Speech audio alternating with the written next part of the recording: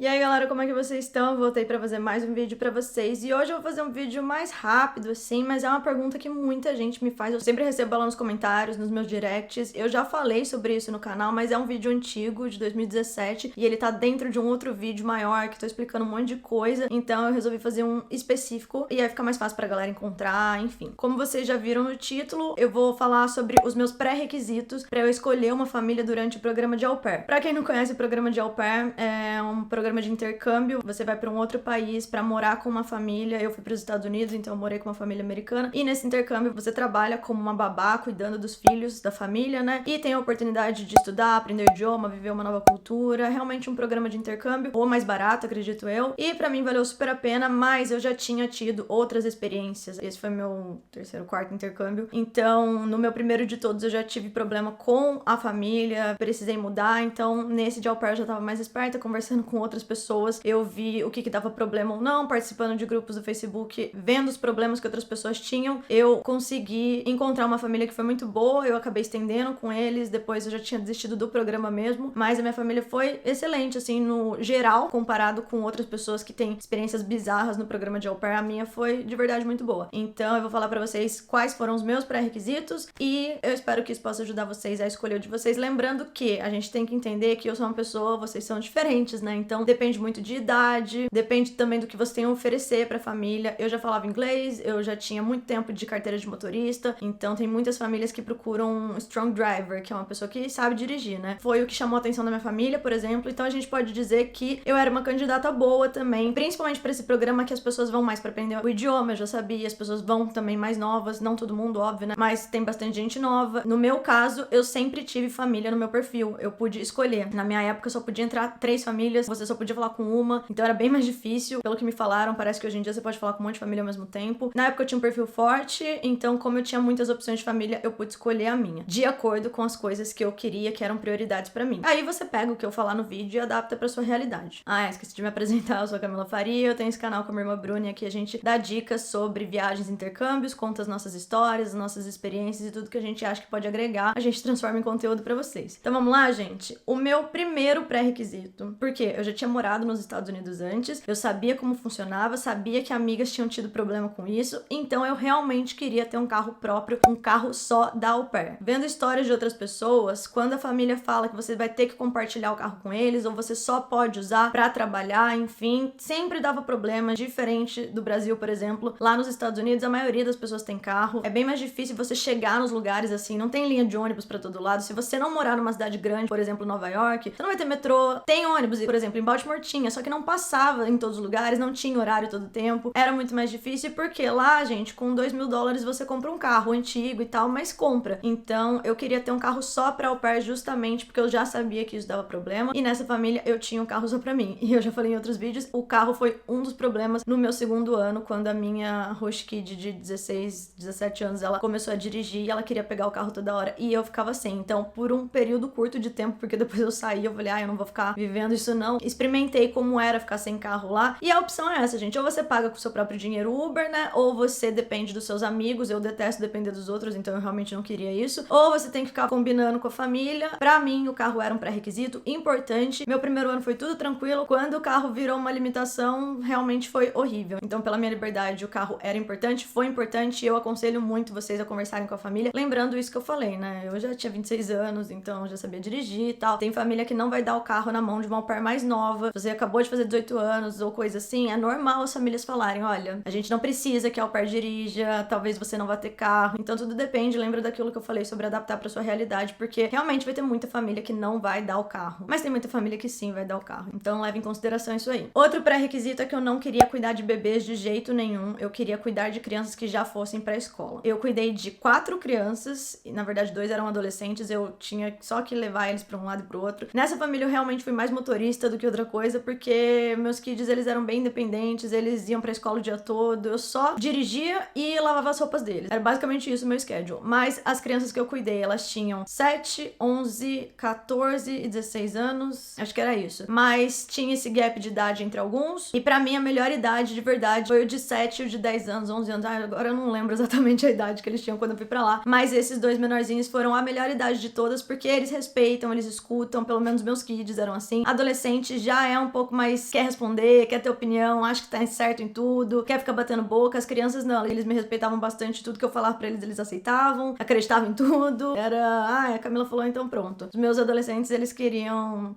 Era engraçado também, eu tive experiências engraçadas com os adolescentes porque eles queriam ser meus amigos, ficavam contando coisas da escola, do namoradinho, esse tipo de coisa. Era legal, mas no trabalho de au pair mesmo, é muito mais conveniente você ter crianças que aceitam o que você tá falando. Por outro lado, minhas amigas au pairs tinham crianças mais ou menos da mesma idade que os meus kids e as crianças delas eram bem encapetadas, então talvez eu tive sorte também, não sei. Mas pra mim a melhor idade é a partir dos 6 anos até uns 12, sabe? Se você puder escolher isso, sinceramente, pra mim foi o melhor. E como eu disse, a idade era importante porque eu queria que eles fossem pra escola, porque daí durante o dia eu teria meu tempo off. Eu trabalhava, gente, das 7 às 8 no máximo, porque eu tinha que fazer a lunchbox deles, que era o almoço pro colégio, né? Então de manhã eles acordavam, eles botavam roupa, faziam tudo, tomavam café da manhã, eles não precisavam de mim pra nada. A única coisa que eu fazia de manhã era a lunchbox deles, aí eles iam pra escola, às vezes eu tinha que levar, mas não era sempre. E aí, quando todo mundo ia embora, eu limpava ali a cozinha, arrumava o quarto deles e pronto, tava off. Começava a trabalhar depois às 3h30 quando eles chegavam e era isso, levar pra alguma atividade física que eles tinham, pra alguma coisa da escola, pra casa do amiguinho, esse tipo de coisa. E só, a mãe chegava às 6h30, 7 horas. Poucas vezes eu fiquei trabalhando depois desse horário. Às vezes eu trabalhava, principalmente quando eu tinha que buscar o menino na esgrima. Mas era isso, meu ano foi bem tranquilo, das 7 às 8 e depois das 3h30, 6, 6h30, 7, não passava disso. Então, crianças na escola, um bom pré-requisito pra você considerar no seu ano au pair. Outro pré-requisito muito importante pra mim era o final de semana off. E aí, só pra vocês entenderem como funciona do au pair. Você tem direito a um final de semana off no mês, é seu direito, e a família não é obrigada a te dar todos os finais de semana off, mas eles têm sim que te dar 1 dia e meio inteiro off na semana. Só que aí eles podem escolher, por exemplo, segunda-feira você não trabalha, terça à tarde você começa a trabalhar. Eles tinham que te dar essa folga. Mas o final de semana off não é obrigatório pelas regras do programa. Tinha um monte de gente que eu conhecia que falava que, não tinha problema. E sinceramente, gente, não tem problema no começo. Depois de um ano, começa a pesar. Ainda mais quando você conhece pessoas que têm final de semana off. É complicado porque você não pode viajar, você fica dependendo deles bastante. Eu tinha amiga que tinha que trabalhar sábado de manhã. Então, se ela quisesse viajar, ela sempre tinha que esperar depois do horário dela do sábado de manhã pra ela poder fazer alguma coisa. E eu acho que final de semana, no sábado e no domingo, também é muito importante. Conheço gente que tinha final de semana, tipo, terça e quarta. Tinha um lado bom porque quando você vai viajar no meio da semana, é mais barato pra encontrar passagem, por exemplo. Só que o lado ruim é que é muito difícil você encontrar outras pessoas com esse schedule. Então você fica bem limitado, assim. Se você só for viajar sozinha, beleza. Mas se você tiver outras amigas au pairs ou outros amigos americanos mesmo, é difícil você encaixar pra ter uma vida social, digamos assim. Então o final de semana off é pra descanso, mas é pra você viajar, sair, curtir também. Pra mim, sábado e domingo era de lei, assim, importante pra eu ter de descanso e pra eu sair. Nos meus finais de semana off, eu desaparecia da casa da família, tanto no primeiro ano quanto no segundo. Eu viajei bastante, fui pra muita balada, curti muito. Minha família, graças a Deus, todas as vezes que eles tinham tempo off, se era feriado, se era assim, hoje nevou e a gente não vai trabalhar. Todas as vezes que eles estavam em casa, eles me deixavam off também. Então isso aí foi uma bênção, realmente foi muito bom no meu ano au pair. Tem gente que não liga, pra mim era bastante importante. Outra coisa que eu não queria era o curfew no final de semana. Isso é um horário que eles dão pra você voltar pra casa. Sinceramente, durante a semana, eu não ligaria se eles tivessem colocado, mas a minha família nem isso tinha, gente. O horário pra você voltar pra casa, tem família que dá... Eu já vi coisa bizarra, gente. Família que falava, você não tem o curfew no final de semana pra você, mas você tem pro carro. Então a pessoa podia sair com o carro, mas tinha que voltar meia-noite. Então minhas amigas, tipo, falavam, cara, eu não vou sair com o carro deles porque senão eu vou ter que voltar cedo. Conversa bastante isso com a família, porque assim, durante a semana, eu até entendo porque você tem que trabalhar no outro dia e tal, mas no final de semana não faz sentido nenhum, gente. Então o horário pra voltar pra casa eu não tive. De segunda a segunda eu podia voltar o horário que eu quisesse, desde que eu estivesse lá no outro dia de manhã pra trabalhar. Minha família tava tranquila, mas tem muita au pair que tem uns curfews bizarros, assim. Eu ficava desacreditada das histórias. Um pré-requisito que eu tinha pensado antes, mas porque eu já conhecia os Estados Unidos, é não morar numa cidade muito pequena. Lá tem uma cidade, gente, que assim, no meio do mato, longe de tudo. Pra você fazer alguma coisa, tem que pegar o carro, dirigir meia hora, 40 minutos. Então, eu queria morar numa cidade, não precisava ser gigante, não precisava ser Nova York, mas uma cidade ok, sabe? Grandinha, assim. Morei em Baltimore, que pra mim foi muito bom, porque era perto de Washington DC. Se eu pegasse um ônibus em 2 horas e meia, eu tava em Nova York. Era perto da Filadélfia também. Maryland é um estado que eu gostei do estado, era bonito. bonito, tinha bastante coisa lá perto. Aquela região de Washington DC, Virgínia, eu curti bem a galera, uma vibe boa naqueles cantos. E Baltimore, apesar de ser considerada uma das cidades mais perigosas dos Estados Unidos, eu não senti em nenhum momento que eu estava em perigo lá, sabe? Tinha, assim, uns bairros que eram mais estranhos, uma galera mal encarada, tinha polícia e tal, mas eu gostei, sinceramente. Passei um bom ano lá. E o importante de estar numa cidade que é maior, eu pensava bastante também em ter um aeroporto perto. Não precisava ser na própria cidade, mas um aeroporto perto pra eu não ter que viajar, sei lá, 4 horas. Onde eu morava na Geórgia, gente, era super longe do aeroporto, era longe de tudo. Lá na cidade que eu morei, em Baltimore, tinha um aeroporto na cidade, era só 25 minutos, meia hora da minha casa, então deu pra viajar bastante, isso foi muito bom. Quando a cidade é muito longe de tudo, não tem balada, não tem gente, não tem nada, se você não tiver carro, você tem que pensar muito isso, gente. Imagina você ficar um ano na casa de pessoas que colocam um horário pra você voltar pra casa, que você não pode usar o carro, que você tá longe de tudo, não pode sair, vai que não tenha nenhuma au pair perto de você vai ficar isolada um ano só trabalhando. Então considera tudo isso direitinho na hora de você escolher uma família. Outra coisa que era muito importante pra mim, tem um monte de gente que fala que não liga, que é muito bom você traçar junto com a família, sendo a primeira au pair. Eu não queria ser a primeira au pair, eu queria ser pelo menos a segunda, terceira, pra eu conversar com uma pessoa antes de mim. Porque quando você conversa com a pessoa, você já tem uma base de como a pessoa foi tratada, o que aconteceu no ano dela, você tem referências. Então eu não queria ser a primeira au pair de jeito nenhum. Conheço um monte de menina que já me falou, mas foi muito bom porque eles não tinham tido uma experiência ruim ainda, e aí a gente conseguiu fazer as regras juntos. Eu acho que você ir pra fora, fechar com a família, pra chegar lá, decidir como que vai ser tudo, é muito arriscado, sabe? Então, pra ter uma segurança maior de que você vai ter um ano bom, nada melhor do que conversar com uma pessoa que já passou um ano com aquelas pessoas que você tá indo morar, né? Então, esse era outro pré-requisito. A minha família, eles tinham au pair desde o segundo filho deles. Eu acho que eu era número 12, 13, agora não lembro qual número era, mas eles tiveram várias brasileiras antes de mim. Eu conversei com uma brasileira que tava antes de mim mesmo, ela me passou tudo. Eu conversei mais com ela do que com a família, então tá aí a importância, né? Uma coisa muito importante pra mim era schedule fixo. Quando eu saí do Brasil, eu sabia exatamente qual seria o meu trabalho de segunda a sexta, sabia quais seriam os meus horários, eu sabia tudo. A minha host ainda me falou, a gente nunca pede pra você trabalhar final de semana, mas se acontecer, eu vou te avisar com antecedência. Então foi tudo muito certinho, gente. As minhas amigas que não tinham schedule fixo, direto a gente combinava as coisas, cinema 7 horas, e daí a menina ia lá e mandava mensagem, tipo, gente, eu acabei de descobrir aqui que eu vou ter que trabalhar até as 8. Acontecia muito, sempre, todo dia, porque você não sabe, você fica dependendo da boa vontade da família, você não consegue se planejar, isso é ruim pra viagem, pro seu tempo off, pra tudo, até pra você fazer o curso, escolher suas aulas, você ficar dependendo da boa vontade deles, do schedule deles, da agenda deles, isso é horrível.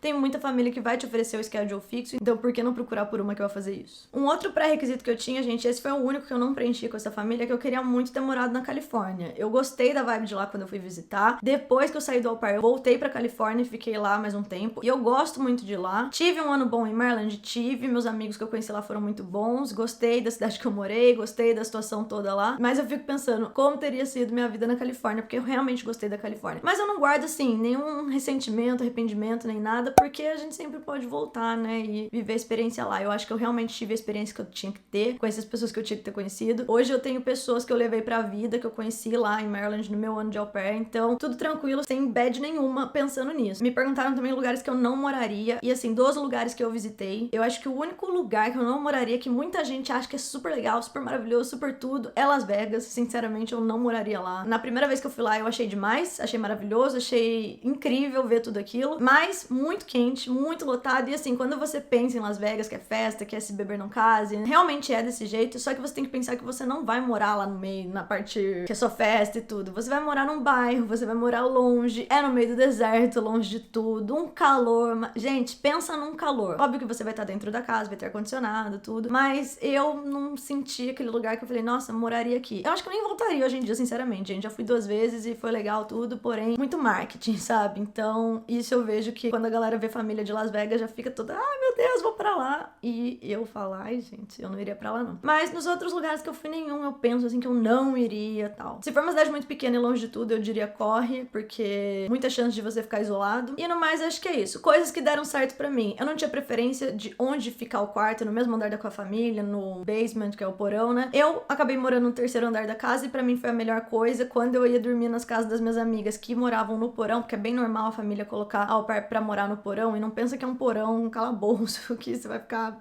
tudo escuro lá, horrível. Não, é realmente um andar, tipo no subsolo da casa, né? Mas é um cômodo normal, bem bonito. Tem muitas casas nos Estados Unidos que tem porão bem arrumadinho e tal. Só que elas todas tinham esse problema da família ficar andando na sua cabeça de manhã. Então, final de semana, digamos que o seu final de semana é off, conseguiu o final de semana off. 7 da manhã tá as crianças correndo na sua cabeça, gritando, eles fazendo um monte de coisa. Tinha uma amiga que o quarto dela era perto da cozinha, então a mesma coisa. Ela acordava na ressaca no sábado e no domingo e a família toda feliz lá na cozinha. Eu morei no terceiro andar, gente, foi a bênção na minha vida, eu não escutava nada. Eu tinha esse problema de voltar tarde da balada e tal, eu ficava meio me sentindo um incômodo de passar pelo primeiro, pelo segundo andar, que era onde eles estavam, né? Só que meus kids nunca acordavam, minha família também, a única vez que eu acordei eles foi na vez do 911, né? Mas de resto, eles não tinham problema, o sono deles era bem profundo mesmo. E pra mim, uma paz, eu não escutava nada lá do terceiro andar, ninguém subia também enquanto eu tava lá, sabe? Era bem tranquilo, isso aí foi uma coisa boa do meu ano. Bom, gente, esses foram os meus pré-requisitos quando eu fui escolher uma família pro au pair. Não vai com a primeira família só porque você achou que eles foram muito simpáticos. Coloca tudo no papel do que você quer, como é a sua personalidade,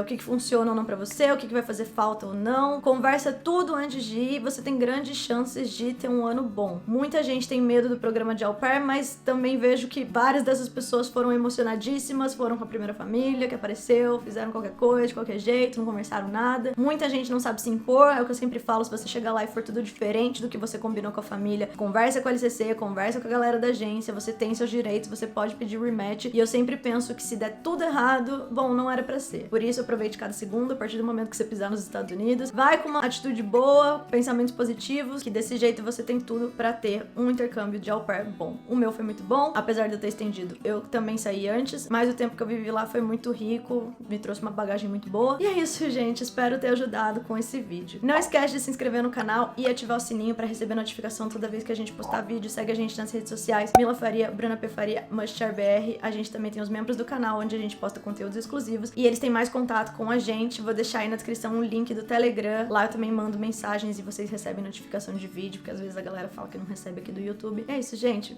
Um beijo, é nóis, tchau! Dica de novo, não vai na primeira família emocionado, não vai. E se der tudo errado, aprende a dizer não. Já vai treinando aqui, na frente do espelho. Não, não, não, não, não, não, não. Não vou andar com o cachorro, não vou tirar o lixo, não vou fazer isso, não vou fazer aquilo. Tô brincando, gente. Quando você faz parte da família, tem algumas coisas que você tem que abrir mão. Eu também abri mão de algumas coisas pela boa convivência, sabe? Mas a minha família era muito legal também comigo, então era uma troca. Só que se você perceber que eles estão tirando muito sua liberdade, que você tá dizendo mais sim pra eles e não pra você, aí já é uma red flag pra você pensar se tá valendo a pena ou não.